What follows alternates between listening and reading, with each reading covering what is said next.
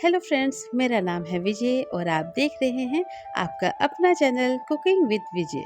आज हमारी किचन में बनेगी सबकी फेवरेट बंगाली मिठाई स्पॉन्जी रसगुल्ला। सिर्फ दूध और चीनी से इतना सॉफ्ट कि मुंह में जाते ही घुल जाए। तो चलिए ये रेसिपी बनाना शुरू करते हैं। सबसे पहले हम लेंगे एक भारी तले का बर्तन और उसमें डाल देंगे थोड़ा सा पानी। पानी इसलिए डालेंगे ताकि दूध जले ना। इसके बाद हम इसमें डाल देंगे दूध। मैंने यहाँ पे लिया है 1.5 लीटर दूध। दूध को हम एक उबाल आने देंगे और फिर गैस को बंद कर देंगे। अब दूध को 2 से 3 मिनट तक ठंडा होने देंगे। दूध में कड़छी चलाते हुए भी हम दूध का टेम्परेचर कम कर सकते हैं। अब हमें इस दूध को फाड़ना है, तो इसके लिए हम विनेगर ले सकते हैं या फिर नींबू का रस भी ले सकते हैं। यहाँ पर मैंने लिया है 2 चम्मच विनेगर और 4 चम्मच पानी। आप चाहें तो विनेगर को या नींबू के रस को डायरेक्टली दूध में डाल के भी दूध को फाड़ सकते हैं। अब थोड़ा थोड़ा करके इसे दूध में डालें और धीरे से चलाएं जब तक दूध और पानी अलग ना हो जाए। दूध को फाड़ते वक्त हमें एक चीज़ का हमेशा ध्यान रखना है कि हमें उबलते हुए दूध में विनेगर या नींबू का रस नहीं डालना है, क्योंकि ऐसा करने से जो हमारा छेना होगा वो सख्त हो जाएगा। इसीलिए हम पहले दूध का टेम्परेचर थोड़ा कम करेंगे, उसके बाद ही उसमें विनेगर या फिर नींबू डालकर उसे फाड़ेंगे। विनेगर यहाँ पर कम पड़ गया था, इसीलिए मैंने इसमें 1 चम्मच और विनेगर डालकर दूध को फाड़ दिया है। जब पानी ऐसा बिल्कुल ट्रांसपेरेंट दिखने लगे, इसका मतलब हमारा दूध अच्छे से फट चुका है। दूध को फाड़ने के बाद पनीर को फटे हुए दूध में ज़्यादा देर तक नहीं रखना चाहिए, क्योंकि अगर आप पनीर या छेने को उसी गर्म पानी में छोड़ देंगे तो वो ओवरकुक हो जाएगा। इससे पनीर सॉफ्ट रहने के बजाय रबर जैसा सख्त या फिर चिवी हो जाता है। अब किसी कॉटन या फिर मलमल के कपड़े में छेने को छान लेंगे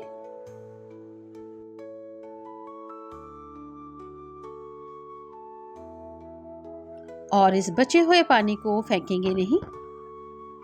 ये बहुत ही न्यूट्रिशियस होता है। इसे आप बहुत सारी चीज़ों के लिए यूज़ कर सकते हैं, जैसे कि आटा गूंथने के लिए यूज़ कर सकते हैं, दाल या सब्जी की ग्रेवी में डाल सकते हैं, राइस या पुलाव बनाने में यूज़ कर सकते हैं, या फिर दोबारा अगर दूध को फाड़ना है तो उसके लिए भी आप इसका यूज़ कर सकते हैं। इसीलिए हम इसे फेंकेंगे नहीं, किसी बर्तन में डाल कर रख देंगे और बाद में फिर इसका यूज़ करेंगे। अब हम पनीर को ठंडे पानी से धो लेंगे ताकि जो विनेगर या फिर नींबू के रस की जो खटास है वो निकल जाए, और साथ ही पनीर भी ठंडा हो जाएगा और उसकी कुकिंग भी रुक जाएगी। अब कपड़े को निचोड़कर इसका सारा एक्स्ट्रा पानी निकाल दें। अब कम से कम 30 मिनट के लिए इस पर कोई भारी बर्तन रख दें या फिर इसे कहीं टांग दें, ताकि जो एक्स्ट्रा पानी है वो सारा निकल जाए। जब तक इसका पानी ड्रेन होता है तब तक हम रसगुल्लों के लिए चाशनी तैयार कर लेते हैं। कढ़ाई में हम डाल देंगे 1 कप चीनी। कप की कैपेसिटी है 240 ml और इसमें डाल देंगे 2 कप पानी। इसे हमें ज़्यादा बॉईल नहीं करना है, बस चीनी के घुलने तक ही हम इसे बॉईल करेंगे। अब आंच को बंद कर देंगे, इसे हल्का ठंडा होने देंगे, उसके बाद हम इसे फ्रिज में डाल देंगे। पानी हल्का ठंडा हो चुका है, अब हम इसे बड़े बाउल में ट्रांसफर कर देंगे। बर्तन इतना बड़ा लें ताकि उसके अंदर सारे रसगुल्ले आ सकें, क्योंकि जब रसगुल्ले पक जाएंगे तो उन्हें ठंडा करने के लिए हम इसी चाशनी में डालेंगे। इसीलिए अब इसे ठंडा करने के लिए इसे हम फ्रीजर में डाल देंगे। आधा घंटा हो चुका है। अगर पनीर में अभी भी एक्स्ट्रा पानी बचा हुआ है तो उसे इसी तरह से हाथ से निचोड़कर निकाल देंगे। अब छेने को एक बड़ी परात में या फिर एक बड़ी प्लेट में निकालेंगे और साथ ही ध्यान रखेंगे कि हल्की नमी पनीर में होनी ही चाहिए। अब इसमें 2 चम्मच मैदे के डाल देंगे और अब इसे छेने के साथ मिक्स कर देंगे। छेने को उंगलियों से नहीं बल्कि अपनी हथेली के निचले हिस्से से मलें। इससे छेना बिल्कुल स्मूथ होता है और कोई दाना भी नहीं रहता।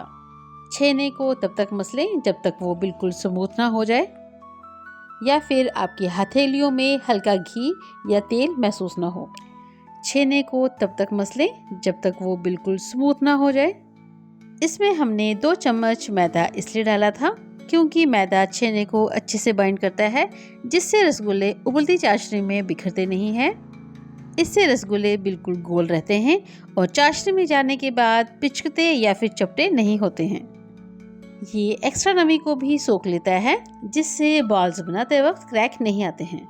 सही मात्रा में मैदा डालने से रसगुल्ले फूलने के बाद अपनी जगह होल्ड कर लेते हैं। याद रखें, अगर आपने 1.5 लीटर दूध लिया है तो उसमें 2 छोटे चम्मच से ज्यादा मैदा ना डालें, इससे आपके रसगुल्ले सख्त भी बन सकते हैं। और ध्यान रखेंगे कि रसगुल्ले बनाने के लिए हमें हमेशा फुल क्रीम दूध ही लेना है और इसके लिए गाय का दूध ही बेस्ट होता है क्योंकि इससे छेना नरम बनता है।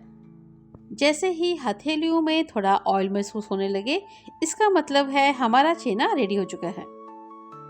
तो अब एक छोटा सा छेने का टुकड़ा ले लेते हैं, इसे हल्का सा मसल लेंगे और फिर इसकी बॉल बना लेंगे।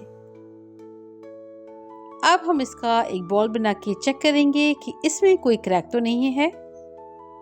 अगर क्रैक आते हैं तो इसमें आधा चम्मच मैदा डाल के इसे हल्का सा मसल लें।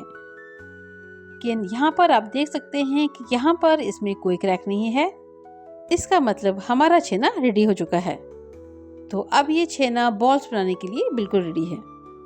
जब भी छेने से बॉल बनाएंगे तब ध्यान रखेंगे कि इसे पहले हल्का सा मसल लेंगे, फिर इसके बॉल बनाएंगे, क्योंकि छेना पड़ा पड़ा ठंडा हो जाता है, जिससे बॉल बनाने पर उसमें क्रैक आ सकते हैं। इसीलिए छेने से बॉल बनाने से पहले इसे हम हल्का मसल लेंगे, फिर हम इसके बॉल बनाएंगे। ऐसा करने से बॉल्स में बिल्कुल क्रैक नहीं आएगा। और बॉल्स बनाते वक्त ध्यान रखेंगे कि हमें छेने को इक्वल अमाउंट में ही लेना है ताकि हमारे सारे रसगुल्ले एक जैसे ही बने। अभी हमने आधे छेने के रसगुल्ले बना लिए हैं, तो पहले स्लॉट में हम इन्हें पका लेते हैं क्योंकि एक साथ कढ़ाई में सारे रसगुल्ले नहीं आएंगे। अब रसगुल्लों को पकाने के लिए यहाँ पर हम लेंगे 1 कप चीनी। कप की कैपेसिटी है 240 ml और इसमें डाल देंगे 5 कप पानी। पानी में उबाल आते ही हम इसमें सभी बनी हुई बॉल्स को एक एक करके डाल देंगे। आप देख सकते हैं कि पानी बॉईल हो चुका है। अब हम इसमें सभी बॉल्स को एक एक करके डाल देंगे और ध्यान रखेंगे कि फ्लेम को हमें यहाँ पर हाई ही रखना है। एक साथ सभी रसगुल्ले नहीं डालेंगे, इससे पानी का टेम्परेचर डाउन हो जाएगा और फिर वापस पानी को उबालने में टाइम लगेगा, क्योंकि अगर पानी का टेम्परेचर डाउन हो गया तो बॉल्स टूट सकते हैं। इसीलिए इन्हें उबलते पानी में ही पकाएं। एक बारी में उतने ही बॉल्स डालें कि अगर वो फूलें तो एक दूसरे से ना टकराएं। अब बर्तन को ढक देंगे और 15 से 20 मिनट तक तेज आंच पर ही पकाएंगे। बीच में एक बार चेक करें, अगर चाशनी गाढ़ी हो रही है तो थोड़ा गर्म पानी साइड से डाल सकते हैं। रसगुल्ले पके या नहीं ये चेक करने के लिए बॉल को ठंडे पानी में डालकर देख लें। अगर वो नीचे बैठ जाए तो समझिए पक चुके हैं, लेकिन अगर रसगुल्ला पानी में तैरता है इसका मतलब इसे और उबाल देने की जरूरत है। जब तक रसगुल्ले उबलते हैं तब तक हम इनके लिए रखा हुआ ठंडा पानी चेक कर लेते हैं। पानी ज़्यादा ठंडा नहीं हुआ है, इसीलिए हम इसमें थोड़ी आइस ऐड कर देंगे और इसे वापस फ्रिज में डाल देंगे। बचे हुए छेने से भी हमने बॉल बना लिए हैं। सभी रसगुल्ले अच्छे से फूल चुके हैं। आप देख सकते हैं कि अगर हमने इससे ज़्यादा रसगुल्ले इसमें डाले होते तो वो एक साथ चिपक जाते। ये फूल कर बड़े हो जाते हैं, इसीलिए ध्यान रखें कि एक बारी में कम ही रसगुल्ले डालें। अब हम रसगुल्ले चेक कर लेते हैं कि ये पके या नहीं। यहाँ पर हमने एक कटोरे में नॉर्मल पानी लिया है, इसमें हमने रसगुल्ला डाल दिया है और आप देख सकते हैं कि रसगुल्ला नीचे बैठ गया है। इसका मतलब हमारा रसगुल्ला पक चुका है। अब इन रसगुल्लों को एक एक करके हम ठंडे पानी में डाल देंगे, जो हमने पहले ही तैयार करके फ्रिज में रखा था। रसगुल्लों के पकते ही हम इन्हें ठंडे मीठे पानी में डाल देते हैं, क्योंकि जब रसगुल्ले चाशनी से निकलते हैं तब वो बहुत गर्म होते हैं।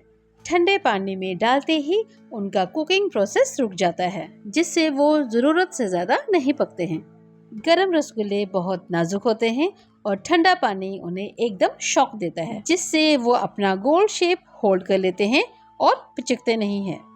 इस प्रोसेस से रसगुल्ले अंदर से जालीदार और स्पॉन्जी बनते हैं। लेकिन अगर वो सीधे ही बाहर छोड़ दिए जाएं, तो वो सख्त या फिर रबड़ी हो सकते हैं। कभी कभी ठंडे पानी में डालने से बाहर की चिपचिपी चाशनी भी साफ हो जाती है, जिससे बाद में वो ताज़ा और चमकदार दिखते हैं। अब हम दूसरे बैच को भी कढ़ाई में डाल देंगे और इन्हें ढककर पकने के लिए छोड़ देंगे। सभी रसगुल्लों के पक जाने के बाद इन्हें हम ठंडी चाशनी में डाल देंगे। फिर इन्हें फ्रीजर में कम से कम 1 घंटे के लिए रखें, फिर उसके बाद ही सर्व करें। हमारे रसगुल्ले बिल्कुल परफेक्ट बने हैं।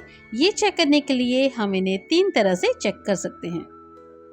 पहला, ये रसगुल्ले को दबाने पर वो वापस अपनी शेप में आ जाना चाहिए।